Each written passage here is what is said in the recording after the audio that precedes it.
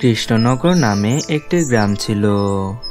সেখানে সোহান তার চাচা চাচির সাথে বসবাস করত। কারণ সোহান যখন ছোট ছিল তখন তার মা বাবা কোনো একটি দুর্ঘটনায় মারা যায়। এজন্য সোহান তার চাচা চাচির সাথে থাকত। সোহানের চাচি খুব খারাপ স্বভাবের ছিল। সব সময় সোহানকে দিয়ে বাড়ির বিভিন্ন ধরনের কাজ করাতো। সোহান ছেলে হওয়া সত্ত্বেও তার চাচির ভয়ে থালা বাসন পরিষ্কার করত, ঘরদোর ঝাড়ু দিত, এমনকি তাদের সবার পোশাক আশাকও পরিষ্কার করতে হতো। এমনই একদিন সকালে, আরে এই রাজপুত্র, সারাদিন কই থাকিস আর কি করিস? হ্যাঁ না চাচি, আমি তো ঘরেই শুয়েছিলাম। আবার মুখে মুখে তর্ক করিস? তোকে কি সারাদিন শুয়ে থাকার জন্য এই বাড়িতে এনেছি? না চাচি, শরীরটা একটু খারাপ লাগছিল তো তাই একটু শুয়েছিলাম। শুয়ে থাক আর বসে থাক, আমি কিছু জানি না। তোর কি মনেই নেই আমার ছোট ফুটফুটে বাচ্চার জন্য নাস্তা তৈরি করতে হবে? ওরা আবার কিছুক্ষণ পর স্কুলে যাবে। হ্যাঁ চাচি, মনে আছে, এক্ষুনি নাস্তা তৈরি করতে যাচ্ছি।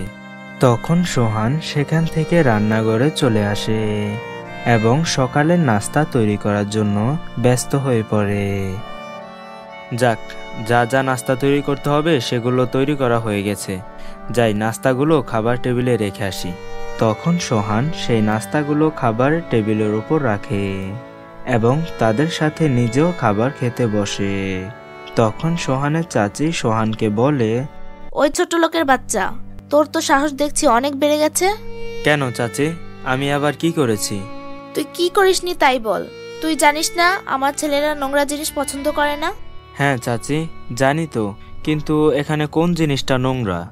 না, তুমি যেন কিছুই বুঝো না। হ্যাঁ কেন? তোর শরীরেই তো সব নোংরা লেগে আছে। এগুলোর দিকে তাকালেই তো ওদের আর খাবার মুখে উঠবে না। আবার আমার ছেলেদের সাথে খাবার খেতে এসেছে। যা ভাগ এখান থেকে। তাহলে চাচি, আমি এখন কি খাবার খাবো না? আমার খুব ক্ষুধা পেয়েছে। রান্নাঘরে যা কিছু পড়ে আছে সেগুলো খেয়ে ঘরদোর পরিষ্কার করতে যা। চাচি, রান্নাঘরে তো বেশি খাবার নেই, আর যা আছে ওগুলো তো বাসি খাবার। ওগুলো আমি কিভাবে খাবো? আর সেই খাবারগুলো খেলে তো আমার পেট খারাপ হবে। সব সময় পেট ভরে খেতে হয় না, যা আজকে এগুলোই খেয়ে থাক। তখন সোহান রান্নাঘরে যায় এবং রান্নাঘরে পুরনো যা খাবার ছিল সেগুলো খেতে থাকে। আর ওই দিক দিয়ে সোহানের চাচি আর ওর চাচাতো ভাইরা পেট ভরে খাবার খায়। খাবার খাওয়া শেষ হতেই চাচি সোহানকে বলে, এই সোহান, যা এই প্লেটগুলো ভালোভাবে পরিষ্কার করে রেখে দে, ঠিক আছে? আচ্ছা চাচি, আমি সবকিছু পরিষ্কার করে রাখবো। এভাবেই সোহানের সব সময় দিন কাটতো।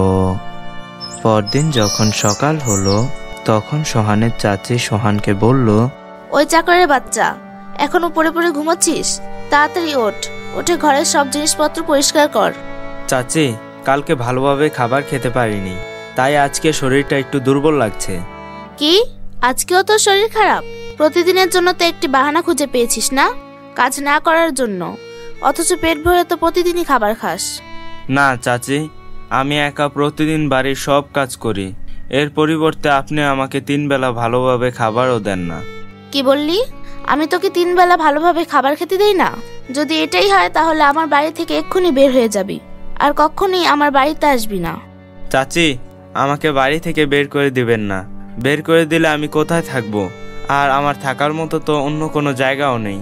তখন সোহানের চাচি কোনো কথা না শুনে সোহানকে বাড়ি থেকে বের করে দেয়। তখন সোহান মন খারাপ করে একটি ঘন জঙ্গলের ভেতর হাঁটতে হাঁটতে চলে আসে। এমন সময় হঠাৎ সোহানের কানে একটি কান্নার শব্দ আসতে থাকে। তখন সোহান এইদিক সেদিক তাকাতে থাকে। সে দেখতে পেল একটি হরিণ শিকারীর খাঁচায় বন্দী হয়ে আছে। তখন সোহান হরিণটির কাছে যায় এবং গিয়ে বলে, আরে, এত সুন্দর হরিণটিকে কে বন্দী করে রেখেছে? আমাকে একটি শিকারী বন্দী করে রেখেছে। কি, তুমি কথা বলতে পারো? হ্যাঁ, আমি এক কথা বলা হরিণ। আমি সব সময় এখানে ঘাস খেতে আসতাম। আজও ঘাস খেতে এসেছিলাম, তখন একটি শয়তান শিকারী আমাকে খাঁচায় বন্দী করে ফেলে। তাহলে শিকারীটি কোথায়? তোমাকে যে বন্দী করলো?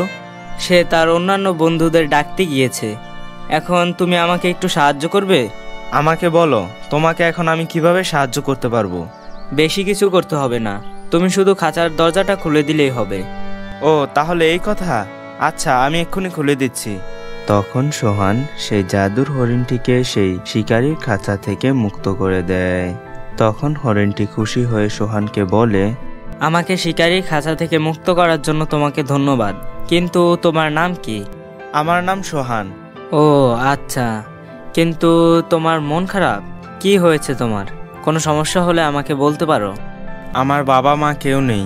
আমি যখন ছোট ছিলাম তখন আমার বাবা মা মারা গেছে, আর এখন আমি আমার চাচা চাচির কাছে থাকতাম, কিন্তু ওরা আমাকে ঠিকভাবে দুবেলা খাবার খেতেও দিত না।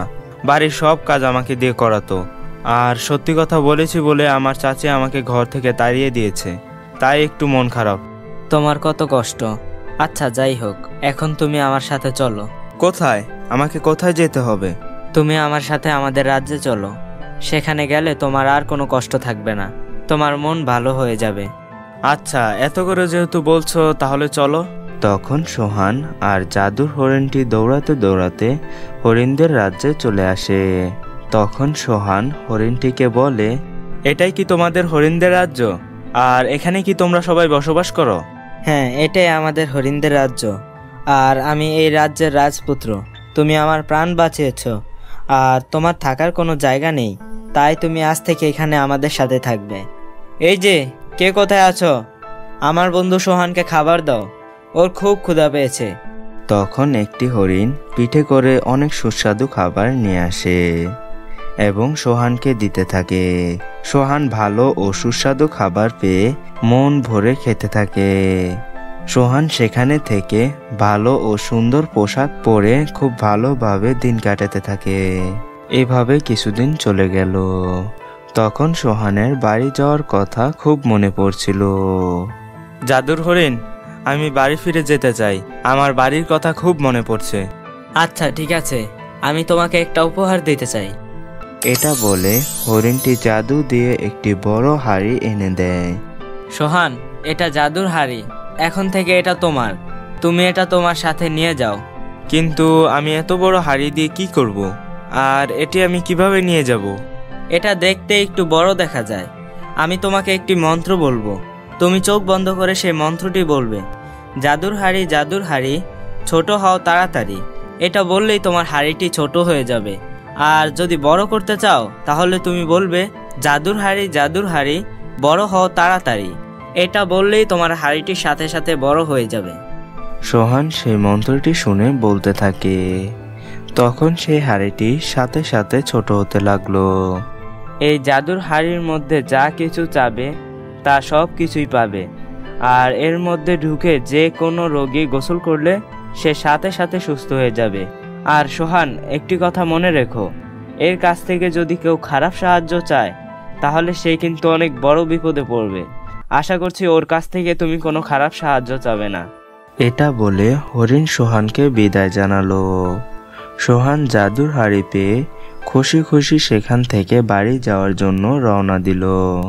রাস্তা দিয়ে আসার সময় সোহান দেখতে পেল কিছু লোক কান্না করছে। তখন সোহান তাদের কাছে যায় এবং গিয়ে জিজ্ঞেস করে, আপনাদের কি হয়েছে? আপনারা সবাই এইভাবে কান্না করছেন কেন? আর কি বলবো, আমাদের এই গ্রামে একটা অজানা রোগ দেখা দিয়েছে, যার কারণে গ্রামের অনেক লোক ধীরে ধীরে মারা যাচ্ছে। তাহলে এটা আবার কি রোগ? এটার কোনো নাম নেই? জানি না, এই রোগটা ধীরে ধীরে সবাইকে আক্রান্ত করছে, আর এর কারণে অনেক পরিবার ধ্বংস হয়ে গেছে। এ কথা বলে সবাই কান্না করতে থাকে। গ্রামবাসীদের কান্না করতে দেখে সোহান তাদের সবাইকে বলে, দয়া করে আপনারা কেউ কান্না করবেন না, সব ঠিক হয়ে যাবে, আপনারা সবাই আমার সাথে আসুন। তখন সোহান সবাইকে একটি খালি মাঠের মধ্যে নিয়ে আসে এবং তার হাতে থাকা হাঁড়িটি মাঠের মাঝে রেখে দেয়। তারপর সোহান মন্ত্র উচ্চারণ করতে থাকে। সাথে সাথে সেই জাদুর হাঁড়িটি বড় একটি পানি ভর্তি হাঁড়িতে পরিণত হয়। এর মধ্যে ওঠার জন্য একটি সিঁড়িও দেওয়া হয়েছিল। তখন সোহান তাদের বলে, আপনারা যারা এই ভয়াবহ রোগে আক্রান্ত হয়েছেন তারা এই হাড়ির মধ্যে 2 বার গোসল করুন, দেখবেন সাথে সাথে আপনারা সুস্থ হয়ে যাবেন। তখন সবাই সোহানের কথা শুনে সেই জাদুর হাড়ির মধ্যে গোসল করতে থাকে এর কিছুক্ষণ পর গ্রামের লোকেরা সেই ভয়াবহ রোগ থেকে সুস্থ হয়ে ওঠে। কিছুদিনের মধ্যেই জাদুর হাড়ির কথা এদিক সেদিক আগুনের মতো ছড়িয়ে যায়। এ কথা যখন সোহানের চাচা চাচির কানে যায়, তখন তারা তাদের ছেলেদেরও নিয়ে আসে, কারণ তারাও এই ভয়াবহ রোগে আক্রান্ত হয়েছিল। তখন তারা সেই জাদুর হাড়ির মধ্যে গোসল করে। এর কিছুক্ষণ পর তারা খুব দ্রুত সুস্থ হয়ে যায়। তখন সোহানের চাচা সোহানকে বলে, সোহান, তুমি এতদিন কোথায় ছিলে? তোমাকে আমি কত খুঁজেছি, কিন্তু কোথাও তোমাকে পাইনি। চলো, তুমি আমার সাথে আমার বাড়িতে চলো। তখন তারা সবাই সেখান থেকে বাড়িতে চলে আসে। সেই দিন রান্না করার জন্য বাড়িতে কোনো কিছুই ছিল না। তখন সোহানের চাচি সোহানের কাছে আসে এবং বলে, সোহান, তোমার চাচার ব্যবসা বাণিজ্য ভালোভাবে চলছে না, তাই কিছুদিন ধরে রান্না করার মতো ঘরে কিছুই নেই। চাচি, আপনি কোনো চিন্তা করবেন না, সব কিছু ঠিক হয়ে যাবে। তখন সোহান সেই জাদুর হাড়ির কাছে মন্ত্র বলে খাবার চায়। সাথে সাথে সেই জাদুর হাড়ি থেকে অনেক সুস্বাদু খাবার বের হয়ে আসে। এটা দেখে সোহানের চাচি অবাক হয়ে যায়। এভাবেই তাদের দিন কাটছিল। একবার পাশের গ্রামে খরা দেখা দেয়। সেই গ্রামে সব পানি শুকিয়ে যায়। সবার খুব কষ্টে দিন কাটছিল। তখন তারা সবাই সোহানের কাছে আসে সাহায্যের জন্য। সোহান, তুমি কি আমাদের একটু সাহায্য করবে? কেন, আপনাদের কি হয়েছে? আমাদের গ্রামে খরা দেখা দিয়েছে, আর আমাদের গ্রামের সব নদী নালা শুকিয়ে গেছে। এখন পানির জন্য আমাদের খুব কষ্টে দিন কাটছে। আমরা শুনেছি তোমার কাছে নাকি একটা জাদুর হাড়ি আছে, সেটা দিয়ে আমাদের একটু সাহায্য করবে? হ্যাঁ হ্যাঁ, আমি আপনাদের অবশ্যই সাহায্য করব, চলুন। তখন সোহান সেই পাশের গ্রামে যায় এবং সেই জাদুর হাড়ির কিছু অংশ পানি গ্রামে ছড়িয়ে দেয়। এর কিছুদিন পর সেই গ্রামের খরা কেটে যায়। এতে গ্রামের লোকেরা খুব খুশি হয়ে সোহানের গুণগান গাইতে থাকে। এটা দেখে সোহানের চাচির খুব হিংসা হতে থাকে। তখন সোহানের চাচি ভাবতে থাকে, আমাকে এই সোহানের জাদুর হাড়িটা চুরি করতেই হবে, না হলে এটা দিয়ে সে লোকেদের সাহায্য করবে, এতে ওর আরো সুনাম বাড়বে। আমি চাই না ও যাতে এত সুনাম অর্জন করুক। তখন সোহানের চাচি এটা ভেবে নেয় এবং সেদিন রাতে সেই হাড়িটি চুরি করে বাড়ির উঠোনে নিয়ে আসে এবং মন্ত্রের সাহায্যে সেই হাড়িটিকে বড় করে। জাদুর হাড়ি, আমাকে অনেক সোনারূপা দাও। এটা বলার সাথে সাথে সেখানে অনেক সোনারূপা চলে আসে এবং তারপর আবারও বলে, জাদুর হাড়ি, আমি চাই তুমি সোহানকে সারা জীবনের জন্য পৃথিবী থেকে সরিয়ে দাও। এটা বলার সাথে সাথে সোহানের চাচি নিজেই সে হাড়ির ভেতর তলিয়ে যাচ্ছিল, কারণ তার জানা ছিল না যে এই হাড়ির কাছে কোনো খারাপ কিছু চাওয়া যাবে না, তাহলে তার বিপদ হতে পারে। তখন সোহানের চাচি সেই হাড়ির মধ্যেই ডুবে মারা যায়। পরদিন যখন সকাল হলো, তখন সোহান বাহিরে আসে। এসে দেখে তার চাচি সে হাড়ির মধ্যে পড়ে আছে। আরে, চাচি এখানে এভাবে পড়ে আছে কেন? যাই দেখি আবার কোনো সমস্যা হয়েছে কিনা। তখন সোহান দেখে সে মারা গেছে। তখন সোহানের সে হরিণটির কথা মনে পড়ে যায়। এই জাদুর হাড়ির মধ্যে যা কিছু চাবে তা সব কিছুই পাবে, আর এর মধ্যে ঢুকে যে কোনো রোগী গোসল করলে সে সাথে সাথে সুস্থ হয়ে যাবে। আর সোহান, একটি কথা মনে রেখো, এর কাছ থেকে যদি কেউ খারাপ সাহায্য চায় তাহলে সে কিন্তু অনেক বড় বিপদে পড়বে। এবার বুঝতে পেরেছি। আমার মনে হচ্ছে চাচি হাড়ির কাছ থেকে কোনো খারাপ সাহায্য চেয়েছে। এরপর থেকে সোহান তার চাচা এবং চাচাতো ভাইদের সাথে খুব সুখে শান্তিতে বসবাস করতে লাগলো। তো বন্ধুরা, আমাদের আজকের এই গল্পটি এ পর্যন্তই। আমাদের আজকের এই গল্পটি যদি তোমাদের কাছে ভালো লেগে থাকে তাহলে ভিডিওতে অবশ্যই লাইক করবে, এবং তোমরা যদি আমাদের চ্যানেলে নতুন হয়ে থাকো তাহলে আমাদের চ্যানেলটি সাবস্ক্রাইব করবে। তো দেখা হচ্ছে পরবর্তী কোনো ভিডিওতে। সবাইকে ধন্যবাদ। আসসালামু আলাইকুম।